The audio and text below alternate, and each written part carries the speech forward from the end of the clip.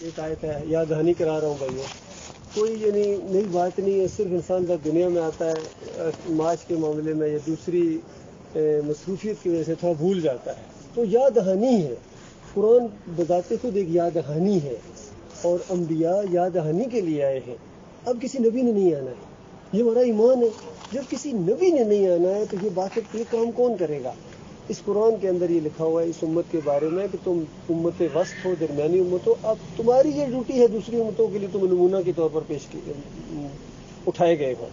تو بتائیے نمونے کا جب یہ حال ہو جائے، نمونہ خود بگڑ جائے، تو آپ بتائیے خیر کس طرح آئے گی؟ خیر کبھی نہیں پھر آ سکتی ہے۔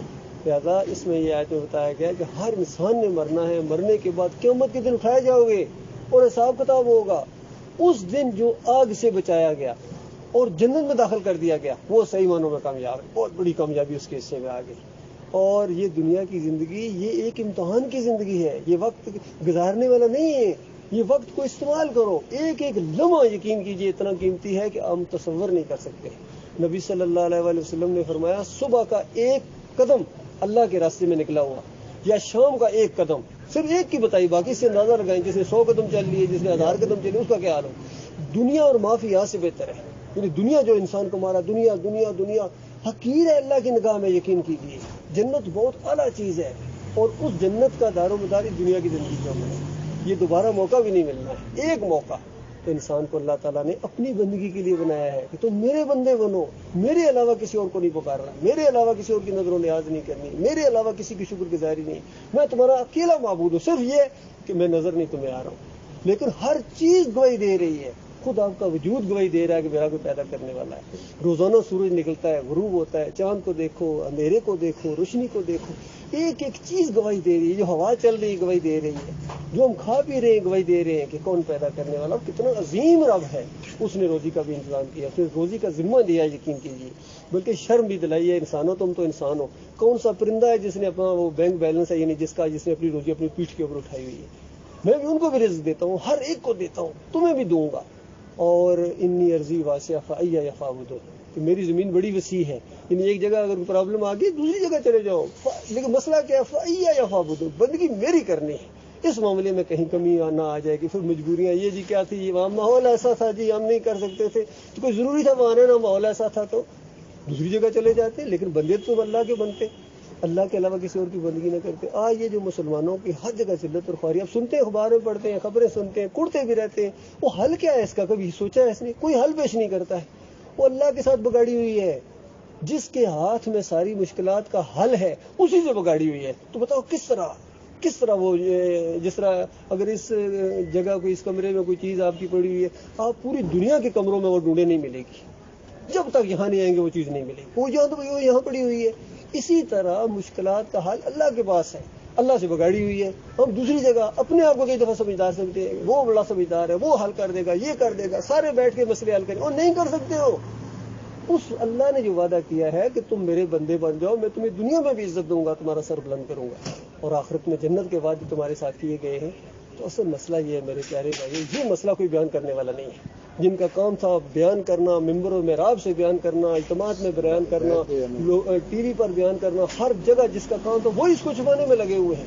کوئی دینی کو بیچ رہا ہے، کمانے، نماز پڑھانے کے پیسے، اذان دینے کے پیسے، مدرسوں میں یہ سب بزنس کے طور پر چلا ہوا ہے۔ اللہ کے لیے کون کر رہا ہے بتائیے؟ وہ اوپر دیکھ نہیں رہا ہے کہ میری رضا کے لیے کون کر رہا ہے، مجھ سے اجر لینے کی توقع میں کون کر رہا ہے، لوگوں کی خدمت خلق میری وجہ سے کون کر رہا ہے؟ اگر خدمت خلق کی کرتے بھی اگلی دفعہ مجھے ووٹ دو گے، یہ اسی وجہ سے اگلی دفعہ پھر مجھے بناؤ گے۔ یہ سارا سسٹم اسی طریقے سے چل رہا ہے میرے پیارے بھائیوں۔ تو یہ بات سمجھانے کے لیے آئے ہیں کہ دیکھو یہ زندگی ایک مرتبہ ملی، یہ مت دیکھو سارے ہی ایسے ہیں جی، وہ سارے جب کریں، پھر جب سارے ٹھیک ہو جائیں گے پھر میں بھی ٹھیک ہو جاؤں گا، پھر سارے جب جہنم میں جائیں گے تو آپ ہی جائیں گے نا۔ اپنے آپ کو قوا انفسکم واہلیکم نارا، اللہ تعالیٰ کہتا ہے اپنی جان کو اور اپنے اہل و عیال کو جہنم کی آگ، سب سے پہلے آپ کی اپنی جان ہے۔ اگر گھر والے بھی نہیں مانتے ہیں نا، کوئی بات نہیں، بات کی بات ہے، پہلے خود تو مانو، خود اپنے آپ کو ایمان خالص کرو۔ قرآن کے پہلے صفحے کے اوپر ایمان خالص لکھا ہوا ہے، باقی سارا قرآن اس پہلے صفحے کی تفسیر ہے، یقین کیجیے۔